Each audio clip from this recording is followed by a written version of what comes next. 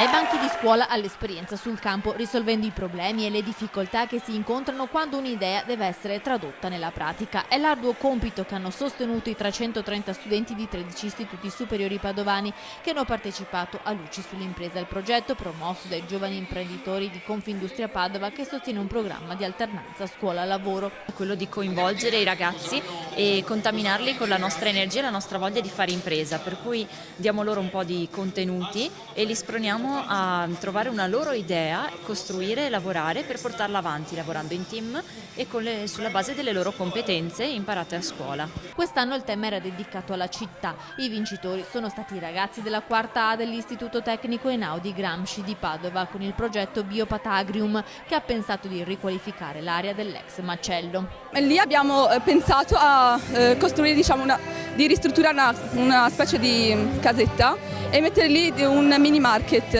dove appunto oltre a comprare i prodotti si poteva anche andare a mangiare, quindi c'era anche un ristorante, inoltre c'erano anche delle casette dove si poteva magari avere anche dei servizi come ad esempio l'agrinido o anche l'orto didattico. L'idea degli studenti, che hanno scritto anche un business plan, è quella di rivalutare l'area degradata creando un centro polifunzionale dedicato alla distribuzione di cibo biologico.